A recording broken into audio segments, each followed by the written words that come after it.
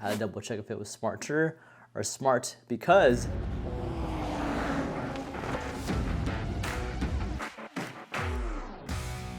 what is CPA in Google Ads and how to use it for smarter advertising? Google has actually been shifting all their efforts towards a smart bidding strategy, and that's how this is all going to tie to the idea of a CPA. Let's first start off with what is CPA? CPA is an acronym that stands for cost per acquisition, or cost per lead is another phrase that's been thrown around. Acquisition is acquiring someone brand new. So the idea of how much does it cost to acquire one new customer? That's essentially what it is. Or how much does it cost to pay for one lead? Let's say your profits for a single customer is like $300. If your cost per acquisition is $100, you're making $200 from that difference. So you're essentially having a number for yourself of how much it costs you to get a brand new customer, and through your internals, you're gonna go ahead in your business, try to find out what those profit margins are to make buying this customer profitable for your business. Why should you care about CPA and why is it such a big thing? The biggest reason is that when paid ads even started,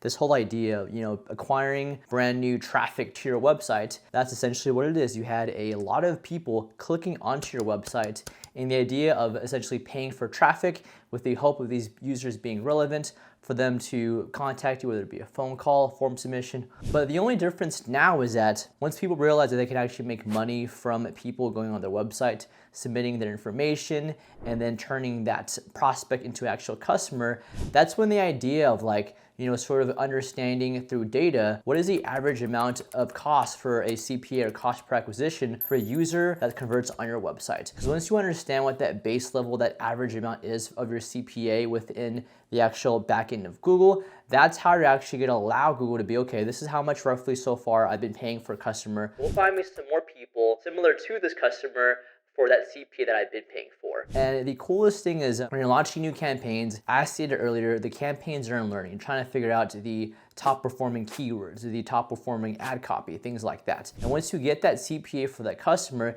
you can actually set that as a target. They call it a target cost per acquisition. That tCPA is a limit that you're essentially capping things off of that campaign, telling Google, hey, I've noticed so far that my average amount of my CPA is roughly $45. I want to cap it at 50. I do not want to pay more than $50 at this tCPA because not only has 45 been my average, but my break-even point of even making money for this customer is, let's say, $60.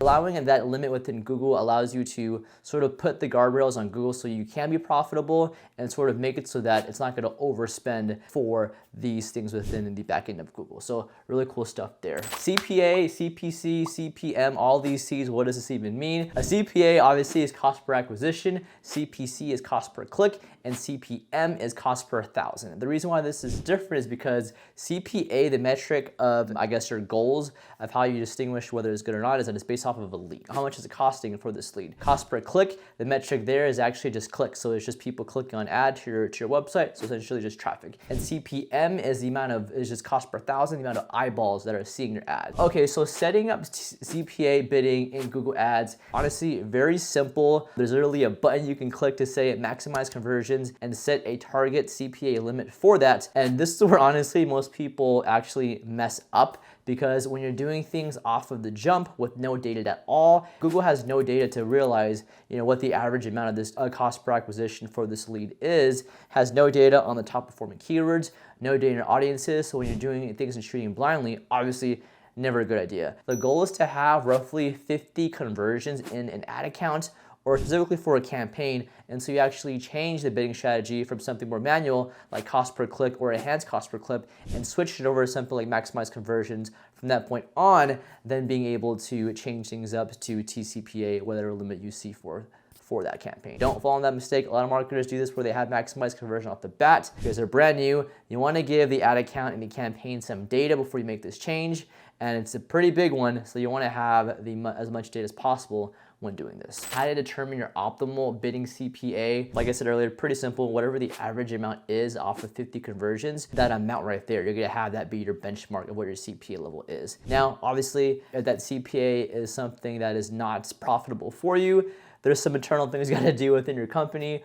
or make adjustments in your campaigns to help lower that CPA limit, whether it be from a tCPA or it be from just optimizing your campaigns or your website or stuff like that. Okay, common pitfalls, and I realize I already said this already, but I'm gonna say it again. You need to give Google data. Do not put maximize conversions on a brand new ad account with no conversions at all. You don't wanna do that. But also, I guess another common pitfall is conversion tracking. Your conversion tracking can actually be set up incorrectly. Let's say you're double counting your conversions on your thank you page. Make sure that conversion tracking is 100% correct, whether it be set up on your thank you page, and also make sure that you have enough conversion in the account to go ahead and utilize a tCPA, maximize conversions bid strategy.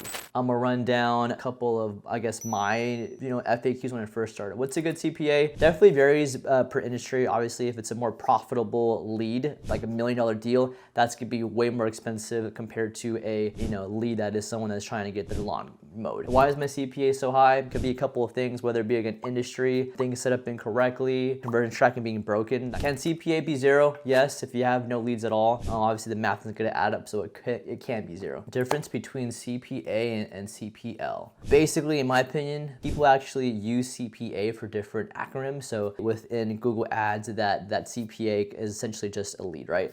But if you're calculating per cost per qualified lead, cost per closed deal, these are separate fields you can add within Google, and which could help you be more granular with how you break down these different lead types within Google. Those were the base of the tips for today's video. Just wanted to dive into CPA, and it is a must for how you do things in paid media today. If you're in the lead gen space, the CPA is going to be your best friend. If you have any other questions or would like to have us dive in, see what problems you're having from a CPA standpoint, whether it be your conversion tracking or sort of get an idea of how you match with your competitors in the same industry, feel free to contact us over at Driftly. We'll give you that free marketing plan. You guys know I am Jordan, and I'm so glad to have these videos for you guys. More to come on the way. Other than that, take care and bye.